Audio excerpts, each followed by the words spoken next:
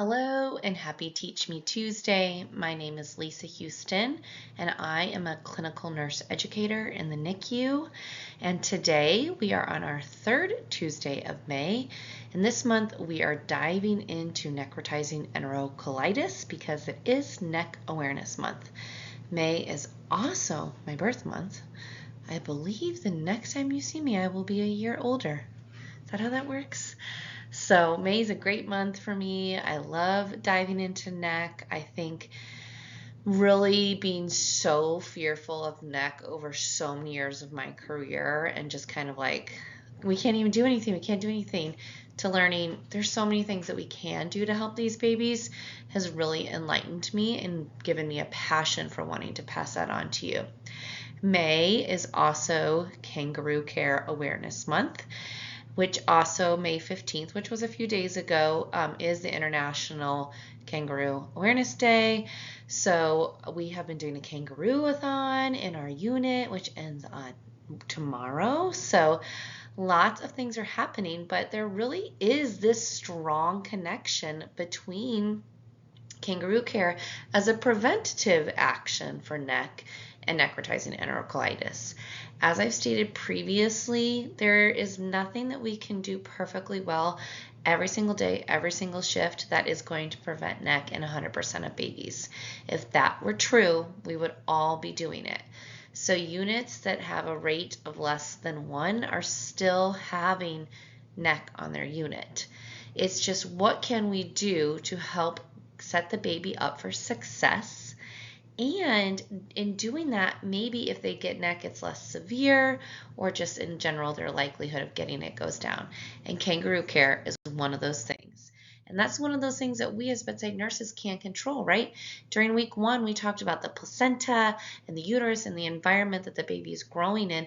It's something that we as bedside NICU nurses cannot control. But things like the vital sign management that we talked about last week and now kangaroo care, encouraging it, knowing what it is, implementing in our unit are things that we can do. So this is a basic review. I know that you as NICU nurses know what kangaroo care is. It is the holding of skin to skin, and in our preterm or low birth weight infants, it's really getting them right on their parent and putting warm blankets over them or getting them into a robe or a gown or whatever so that they stay nice and warm. The baby's in an upright position and it resembles how kangaroos carry their young. It's so cool when you think about it. It promotes bonding, regulates temperature, other vital signs such as respirations, blood pressure, etc., and enhances development. And then the other thing we're talking about is necrotizing enterocolitis, which is a severe gastrointestinal disease that primarily affects premature infants in the NICU. It's that inflammation, that bacterial invasion of the bowel wall, and it can lead to intestinal necrosis and perforation. So next week, spoiler alert, our last Tuesday in May is all going to be about what is NEC, how do we treat it, and what are the different types. So stay tuned as we wrap this all together next week. So let's talk about some of these benefits of kangaroo care. We know that it really helps with thermal regulation. And as we talked about last week, preventing cold stress is a way that we can help reduce the risk of NEC. So if we can get those babies on their mom's skin to skin and help them maintain that consistent temperature, it's going to help. It improves breathing and heart rate. It enhances the feeding. It supports breastfeeding. I've got some great statistics here that I wanted to make sure that we get through some of them today. But it does have an increased rate of breastfeeding at discharge if babies are held skin to skin. So it's great, longer breastfeeding too. Improved weight gain and the microbiome development. So it contributes to the diversity of the microbiome and how we are exposing the babies to more. So I wanted to read this. This is a direct quote. I will reference this in the comments, but the primary purpose of kangaroo mother care is to meet the infant's biological needs for warmth, nutrition, and love. So if you think of a term baby, this is what we're doing all the time when we're holding them and we're breastfeeding them, and we're just replicating it on our smallest babies. It's been repeatedly shown to decrease mortality, enhance breastfeeding, decrease the risk of morbidity such as hypothermia, hypoglycemia, neonatal sepsis, and readmission to the hospital. So kangaroo mother care was associated with a 23% lower risk of mortality. It increased the likelihood of exclusive breastfeeding at hospital discharge by 50%. It is associated with a 40% lower rate of sepsis and a 78% lower risk of hypothermia. So go back to the cold stress. So the statistics are there, the evidence is there. So what is it doing? So let's talk about that microbiome. So the microbiome, I remember going to a lecture at a conference. It was at NAN, maybe, I always think about things in between my children. So it was after I'd had my second kid, so maybe 9 years ago. And they talked about when you look at this picture here and these like fingerling projections that are coming out, we don't even know what each and every one of those does yet. Maybe we do by now. It's been 10 years, I'm going to be honest. But we don't completely even understand how the microbiome of the gut affects all of us adults, nevertheless babies. But the microbiome of the newborn is this diverse community of microorganisms, including bacteria that colonize in the infant's body. So we get this from the skin, the mouth, the gut. Immediately after birth, it starts right away. Things that affect our microbiome include if we have a C-section versus a vaginal delivery, prolonged rupture of membranes, how quickly we get skin to skin, how if the baby is breastfeeding or not. So these early interactions with the family members, with Kangaroo Care, and of course with the environment are going to shape the microbiome. So what does that have to do with anything else? Like I like to say, how are we putting these things together? So the gut flora, the microbiome, what is all this doing? How is it helping with NEC? So the microbiome development is at direct contact, right? So even in intubated babies, they are going to get some of that skin flora from their mom's skin, whether it's on their hands and they put their hands by their mouth, they're moving around, and you're getting this direct transfer of beneficial microbiomes from the parent to the infant. It's so crazy. So the early exposure to a diverse set of microbes is going to help that initial colonization of the infant's gut. It also, during Kangaroo Care, there's an oxytocin release in both the parent and the baby, which helps with digestion. We also have a release of digestive enzymes. So it supports the gut bacteria. It helps with that beneficial bacteria. Remember, when we are talking about NEC, we are weighing, if you had a scale, right? We want more good bacteria than bad bacteria. That is what's kind of helping prevent NEC. So, we talked about the probiotics, which we're going to cover just a little bit next week. But this idea that if we give them healthy bacteria, then there's less risk of the unhealthy bacteria invading and taking over because there's just not going to be enough room for them. So getting the baby on Kangaroo Care, having them, once they are extubated, and if they can just even do some licking and some nuzzling on their parent's skin, you do not have to have this direct, suck, swallow, breathe to get the benefits of the microbiome. This is also why many units will practice oral care. Yes, oral care is great because we are coating the inside of the baby's mouth in this painting kind of fashion with their mother's breast milk. It also helps with digestion. So that's what's going on here, is how does Kangaroo Care help prevent NEC? It's promoting increased milk production, microbiome development, immune functions, feeding tolerance, and of course, comfort and bonding. It also is going to reduce those drastic changes in vital signs that we talked about all last week. If you haven't watched it, go back.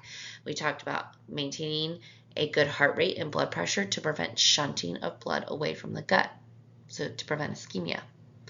Kangaroo Care is going to reduce inflammation.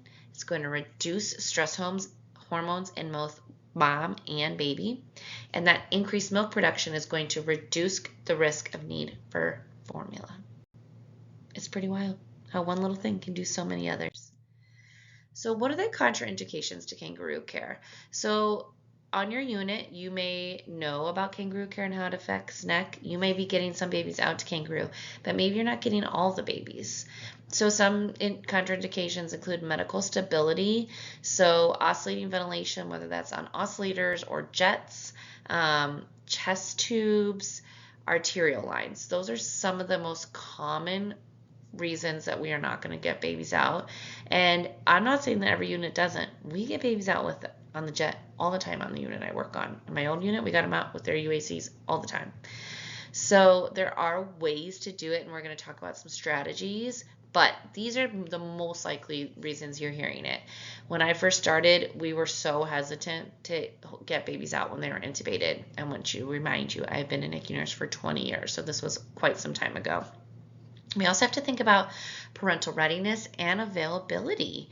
You know, we have some parents that go right back to work so that they can save their leave for when the baby goes home. So maybe they can't be there for long periods of time. Maybe they don't feel comfortable getting the baby out and holding them. We have to have a team around us that is going to support us. So doctors, nurses, respiratory therapy, we have to have everybody there to be successful.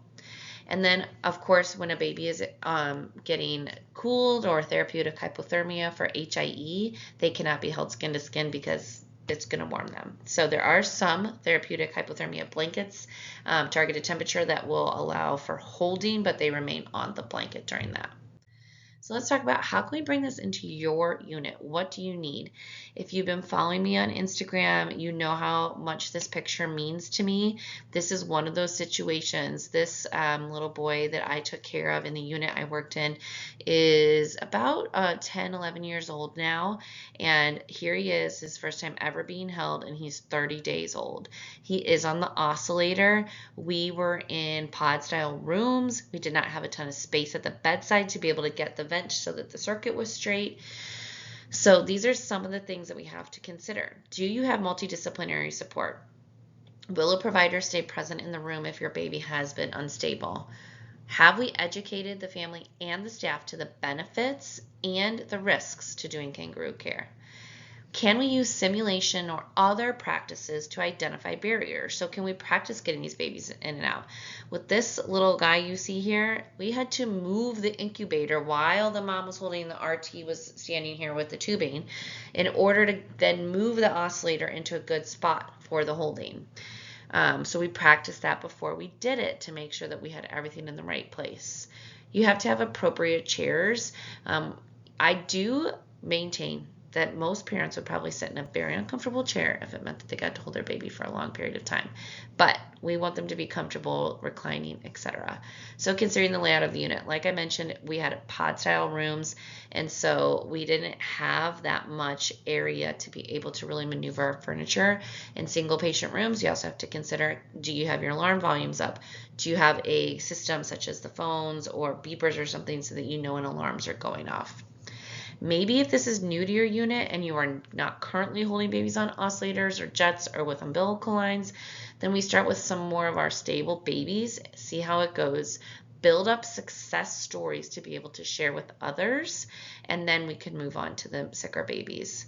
Consider doing standing transfers. This does not work, in my humble opinion, in the first, week-ish after a woman has a C-section, but after that, or maybe before if they had a vaginal birth, having the parent stand and put the baby on and then move instead of doing the flying through the air motion, which I always love. Be inclusive of moms and dads. If mom can't be there, even if mom can, both parents holding is going to help the baby. And in fact, it will expose them to different flora for their microbiome. Little trick there. And then do some debriefs in those first transfers in and out of the incubator to identify any gaps and, of course, the successes of these transfers. So what do we need to tell our parents about? We need to educate them of what kangaroo care is, what it can mean, the benefits of it, really that it increases milk production, bonding, the microbiome, that it's best to hold for long periods of time. On my unit that I currently work on, we do not have any parameters as to what is too long, what is too frequent, that you can't do it every day, etc. If we have parents that want to hold, put the baby back, go to the bathroom, get some food, whatever, pump, come back, great, we get them back out. We have moms pump with the baby on them, we change diapers on them. Whatever you can do to really facilitate this is going to be helpful. We need to tell them what NEC is, what they can look for, what are things that they can do to help prevent that. Washing their hands, not touching their phones. The phone is the dirtiest thing. We all need to recognize that and just accept it. How can they increase their kangaroo time? Can they have someone watch their other children? Is there a way, do you have a child life specialist that could help with siblings? Can we take turns with mom and dad? Maybe they can't come today, but could they come the next day and stay for 4 hours? Again, could we pump, do cares, etc. on mom? So all of this is going to empower them to have the knowledge to make the best decision. So Kangaroo in the NICU offers multiple protective benefits, right? It's going to lead to more breastfeeding. It's going to enhance immune function, improve psychological stability. I found another article. It talks about the respiratory rate, the oxygen saturation, decrease in the oxygen desaturations, apneic events, body temperature. Cortisol is as an indicator of psychological stress. Some of the studies, when they looked at salivary glands, found a decrease in the cortisol after skin to skin. So, and then sepsis, of course, significantly fewer nosocomial infections occur for babies who are held skin to skin. So encouraging and facilitating kangaroo care in the NICU. How can we reduce NEC? What are we doing to improve the outcomes for these babies? I know in the infancy of my NICU career, I felt paralyzed by these big diseases and disease processes that I didn't feel I could do anything to help. And with NEC, there are things that we can do to reduce the risk. It is not solely in our hands. We need this multidisciplinary team to feel confident to get the babies out to do kangaroo care so that we can get them on their parents, so they can get some flora to improve their microbiome, to improve digestion, and to enhance breastfeeding rates. All of these things can come together to help our babies have successful transitions out of the NICU. So thank you for joining me for this third week of May and our third NEC topic. Next week, we'll wrap it all up by just diving into what actually is NEC. What does it look like? How do we treat it? But I hope you've enjoyed this dive into kangaroo care, and I will see you next week when I will be 43 years old. Oh, we're going to have a cat join us. Have a great day, and I will see you then.